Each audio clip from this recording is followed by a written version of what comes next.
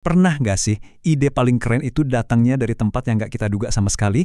Buat saya, semuanya berawal di suatu malam yang dingin. Saya lagi asyik baca buku, tiba-tiba anak saya yang baru 11 tahun nyamperin dengan satu pertanyaan yang kelihatannya simpel banget.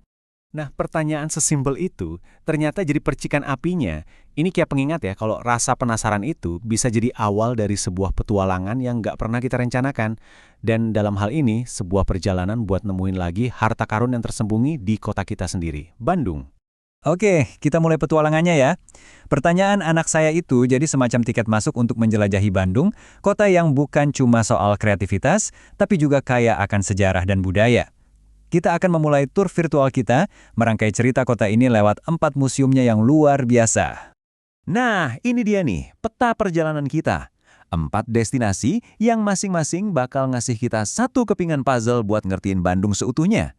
Kita bakal mulai dari awal mula bumi terbentuk, terus nyelam ke akar budayanya, kagum sama ikon arsitekturnya, sampai berdiri di panggung diplomasinya.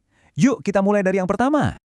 Oke, tujuan pertama kita bakal lompat jauh-jauh banget ke masa lalu. Maksud saya, jauh-jauh ke belakang. Tujuan kita adalah Museum Geologi, tempat di mana kita bisa jadi saksi mata kisah terbentuknya planet bumi. Bayangin deh, kita seolah-olah masuk ke mesin waktu, ya kan? Di lantai 1, kita disambut sama fosil-fosil dan bebatuan yang umurnya jutaan tahun, yang cerita soal evolusi kehidupan. Terus kita naik ke lantai 2, dan ceritanya langsung lompat ke era modern. Kita lihat gimana geologi ngebentuk industri kita. Dan yang paling gokil, koleksi di sini tuh udah dikumpulin sejak tahun 1850-an. Nah, buat kamu yang tertarik, catat nih infonya. Gampang banget kok, tiketnya juga super terjangkau. Jadi bisa banget bawa keluarga. Ini benar-benar pilihan wisata edukasi yang cerdas, sekaligus seru. Oke, dari sejarah bumi, sekarang kita pindah ke sejarah manusianya. Perjalanan kita lanjut ke Museum Sri Baduga, semacam jendela buat ngintip langsung ke jantungnya warisan budaya Sunda. Nama museum ini diambil dari salah satu raja terbesar kerajaan Sunda. Di sini nih, kita benar-benar nyemplung ke jantungnya kebudayaan Sunda. Coba bayangin deh ngelihat kereta kencana yang megah atau naskah-naskah kuno. Setiap barang di sini tuh kayak ngebisikin cerita tentang tradisi dan kehidupan masyarakat Jawa Barat. Bahkan arsitektur bangunannya sendiri udah cerita banyak. Nah, dicatat ya informasinya kalau mau ngerasain langsung kekayaan budaya ini. Museumnya buka pas hari kerja, jadi bisa jadi alternatif jalan-jalan yang asik di tengah pekan. Jangan sampai kelewatan ya. Oke, pemberhentian kita berikutnya ini dia nih. Sebuah bangunan yang saya yakin kamu pasti udah kenal banget, paling nggak dari luarnya. Kita akan ke Museum Gedung Sate, yang ternyata punya museum tersembunyi di dalamnya. Tapi ini bukan museum biasa loh. Letaknya itu di ruang bawah tanah, dan kerennya museum ini pakai teknologi interaktif buat nyeritain sejarah Gedung Sate. Jadi ini perpaduan yang pas banget antara sejarah arsitektur yang megah sama teknologi modern yang seru. Gimana? Penasaran kan pengen lihat ikon Bandung ini dari dalam? Nih infonya. Lokasinya strategis, tiketnya juga murah banget. Ini kesempatan langka buat ngebongkar rahasia di balik kemegahan Gedung Sate. Dan akhirnya kita sampai di tujuan yang jadi awal dari semua cerita ini. Sebuah tempat di mana sejarah dunia pernah ditulis. Selamat datang di Museum Konferensi Asia Afrika.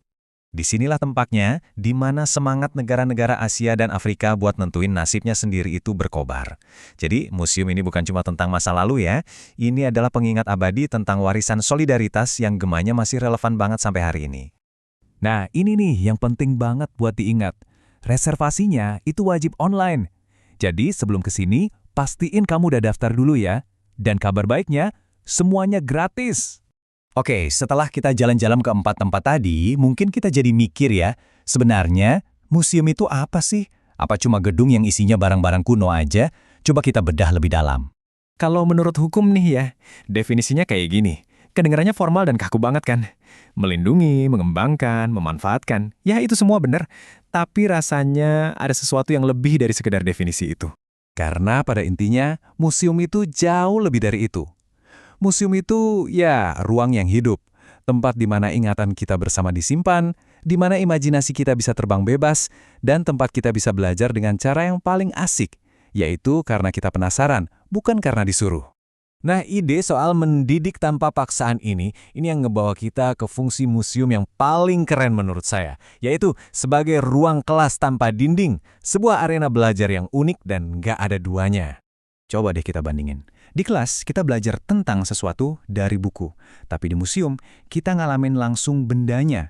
Teori ketemu sama kenyataan. Tujuannya bukan buat gantian sekolah, tapi buat ngelengkapin, ngasih konteks nyata yang bisa memicu pemikiran kritis dan imajinasi liar kita. Jadi dari semua perjalanan kita tadi, apa sih intinya yang bisa kita bawa pulang? Ini bukan cuma soal 4 museum keren di Bandung. Ini tentang sesuatu yang jauh lebih mendasar, sesuatu yang kita semua punya di dalam diri kita. Dan ini membawa kita kembali ke titik awal. Ke sebuah pertanyaan sederhana dari seorang anak. Kalimat ini benar-benar menangkap esensi segalanya. Rasa ingin tahu itu kuncinya. Pas rasa penasaran itu muncul, entah dari anak kecil atau dari diri kita sendiri, itu adalah undangan buat belajar, buat tumbuh, dan buat nyambung lagi sama sejarah kita bersama. Jadi, lain kali kalau ada waktu luang, atau pas dengar pertanyaan kayak gitu, mungkin ini saatnya buat ngebuka pintu itu. Karena di dalam setiap museum, ada dunia yang nunggu buat dijelajahi. Ayo nggak museum ah!